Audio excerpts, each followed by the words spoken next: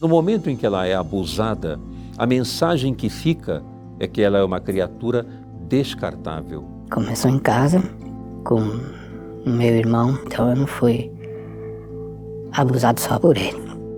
Que eu me lembro foram 5. Provavelmente ela nunca vai esquecer, nunca mais ela vai esquecer disso. Um abuso sexual, ele é um problema familiar.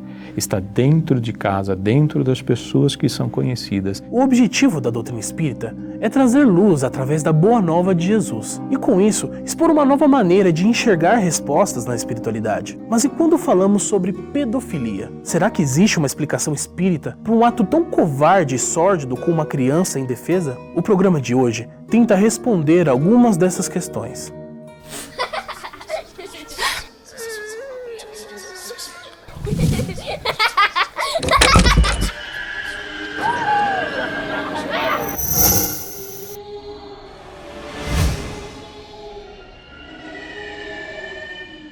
Atualmente, estima-se que até 1% da população mundial seja pedófila. No entanto, isso não quer dizer que todo esse 1% sejam agressores. Nesse caso, nem todo pedófilo é um agressor e nem todo agressor é um pedófilo. Isso porque a pedofilia é uma parafilia, ou seja, um transtorno de preferência sexual. Não é toda parafilia que necessita de um tratamento. Por exemplo, pessoas que sentem atração sexual por pés são um tipo de parafilia. Se não há nenhum tipo de sofrimento para a pessoa e nem para o parceiro, não existe a necessidade de um tratamento. Já no caso da pedofilia, a pessoa tem preferência sexual por crianças em idade pré-puberal, que é aquela fase antes de entrar na puberdade.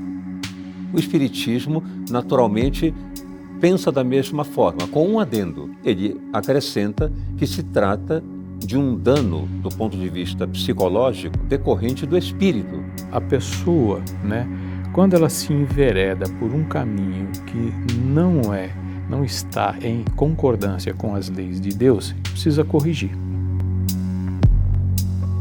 Na legislação atual, a pedofilia não é um crime por ser entendida como uma doença. Segundo o Código Penal, qualquer relação sexual ou ato libidinoso com um menor de 14 anos é estupro. Nestes casos, o abusador com transtorno pedofílico ou não comete o crime de estupro de vulnerável.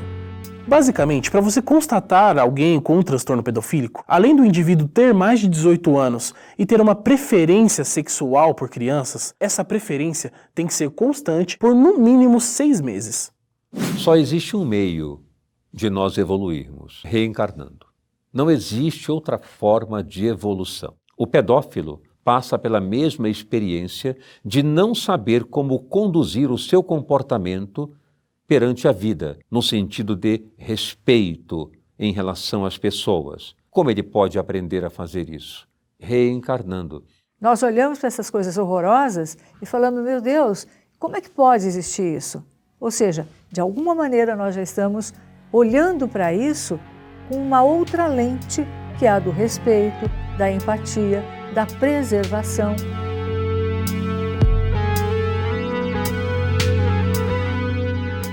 A psicóloga Paula Cristine nos conta que muitas vezes os danos sofridos por uma criança que foi abusada por um pedófilo podem ser extremamente graves e afetar diversas áreas.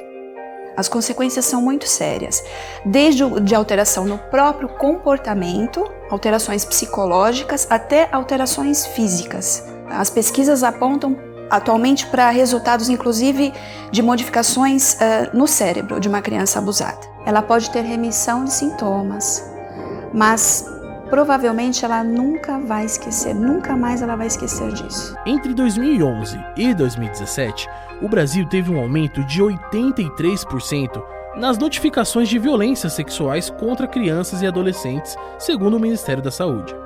A maioria dos abusos aconteceram dentro de casa e os agressores são pessoas do convívio das vítimas, geralmente familiares. O órgão público considera violência sexual os casos de assédio, estupro, pornografia infantil e exploração sexual. Dentre os tipos de violência sofridas por crianças e adolescentes, o tipo mais notificado foi o estupro, com 62% em crianças e 70,4% em adolescentes. Talvez pela proximidade, inclusive física, né, da criança morar no mesmo espaço desse possível agressor e também por ela ter uma relação de parentesco ou de afinidade, pode ser um facilitador. No decorrer do tratamento, nós vamos perceber que o indivíduo já na fase adulta, né, ele vai se lembrar que ele foi abusado sexualmente na infância. Esse é o caso da nossa fonte, que aceitou falar com a equipe da TV Mundo Maior, mas não quis ser identificado. Ele nos conta que foi abusado dos 4 até os 9 pelo irmão 15 anos mais velho. Os abusos continuaram com vizinhos e outros parentes. Quando eu percebi que a minha vida estava um caos, eu só sabia que alguma coisa estava errada e eu não descobria, não sabia o que estava errado. Até que um belo dia eu tive uma crise e as lembranças todas começaram a aparecer.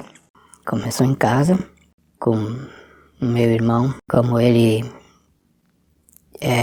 era gay, então ele se relacionava com outros garotos e às vezes nesse grupo ele acabava me levando junto. Então eu não fui abusado só por ele. Que eu me lembro foram 5. Todos os amigos dele? Amigos e vizinhos. E um parente meu também. Um primo meu. Isso faz quanto tempo?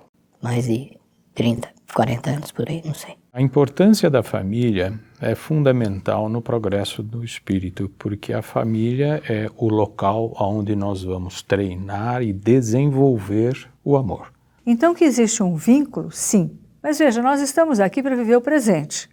Porque se a gente pensar o tempo todo, foi porque no passado a criança fez isso, porque no passado nós estamos justificando ou tentando justificar o injustificável.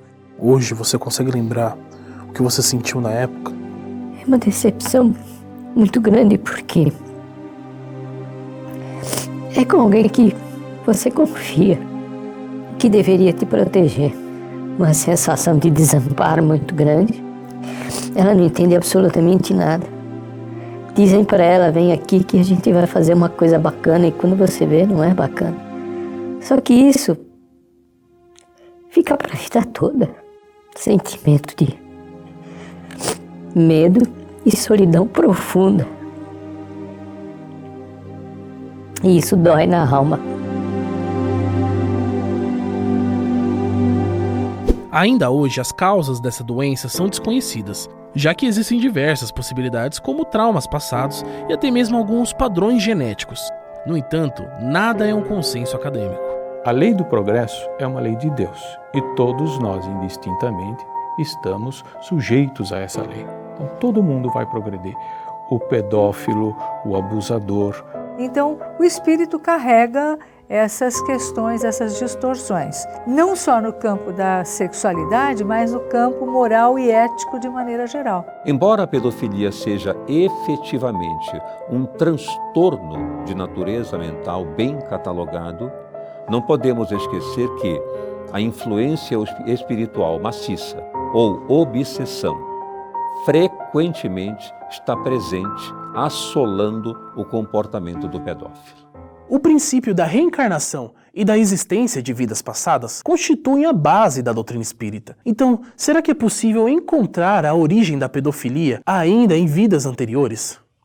Nós, quando chegamos neste mundo, não chegamos aqui como uma página em branco. Nós trazemos todo o repertório de experiências que vivenciamos anteriormente, nas nossas experiências multisseculares. Certamente, essa pessoa traz um conflito para ser resolvido, não para ser aumentado. Porém, é importante lembrar o seguinte, que a consciência, ela é o local aonde Deus escreveu as suas leis. Todos nós temos. No livro Sexo e Obsessão, o espírito Manuel Filomeno de Miranda nos fala sobre a existência de um lugar específico na espiritualidade, onde milhares de almas profundamente desequilibradas quanto às questões da sexualidade se reúnem. Segundo ele, essas almas aliciam as pessoas que estão no plano terrestre, para que elas possam vampirizar o sexo em desequilíbrio. No entanto, no Livro dos Espíritos, Kardec questiona se o homem poderia, apenas pela sua própria vontade, vencer as suas más inclinações. E as respostas dos espíritos são categóricas, sim, e muito frequentemente fazendo esforços insignificantes. O que falta, na verdade, é vontade. Dito isso, a pergunta que fica é: por que existem tantos pedófilos que conseguem reprimir a sua condição parafílica e tantos outros agressores sexuais não conseguem? O pedófilo lança mão, sim, do seu livre-arbítrio, mas há um detalhe importante a ser citado aqui. Com o passar do tempo, com a repetição dessa prática, isso vai se tornando uma dificuldade de controlar esse impulso. E o livre-arbítrio fica prejudicado, o que não significa que a pessoa não deva. É claro que ela deve perante a lei moral. A criança, por mais que ela tenha um benfeitor, ela também está reencarnada num plano ainda muito complicado no campo da moral, no campo da ética. Os centros espíritas são conhecidos pelo atendimento multidimensional que oferecem para a sociedade. Mas qual será o papel deles no acolhimento das vítimas de abuso sexual? Foi o que perguntamos para o dirigente espírita Edson Figueiredo. Eu já vi esse tema ser tratado de uma forma muito rasa. O que eu quero dizer com isso? Aqueles conceitos espíritas, raso, de que se a criança passou por isso é porque ela tem algum... Gente, isso aí é um conceito muito estreito, muito impensado de tratar o assunto. Mesmo que eles tenham algum tipo de compromisso do passado, não é para que isso aconteça, pelo contrário, é para que neste ambiente juntos eles possam se desenvolver, eles possam crescer. Nós precisamos parar com esse tipo de conceito. É preciso estudar um pouco mais. É preciso entender o porquê que as pessoas reencarnam. O propósito de se passar por essa situação é se trabalhar a resistência a isso e poder chegar a voltar a progredir de uma forma tranquila. Se isso não for trabalhado, tratado, é possível que esse espírito carregue esse impacto por reencarnações sucessivas. A necessidade de amparar quem foi violentado, ou quem sofreu abuso. Receber essas pessoas é a primeira coisa que a casa tem que estar preparada. Mas receber com acalento, com amparo, com ajuda, sem a condenação. Sem sombra de dúvida, a casa espírita tem um papel muito importante no acolhimento dessas pessoas. Porque muitos procuram justamente a casa espírita. Vão ali para uma entrevista, para um aconselhamento, porque ali, em secreto, sabem que vão ser respeitadas.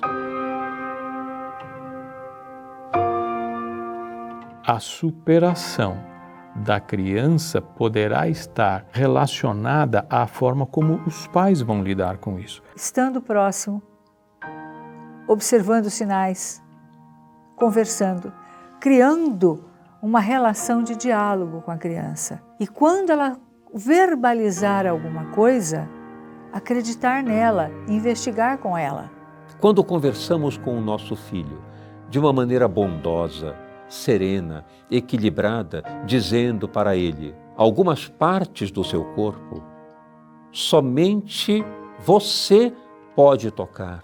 Uma conversa como essa tranquiliza a criança, não a perturba de forma alguma. Não posso falar sobre sexo, sobre zonas erógenas. Claro que devemos falar, de acordo com o entendimento da idade. Mas isso vai prevenir muito o ataque de outras pessoas, porque a criança vai acender o seu radar de percepção.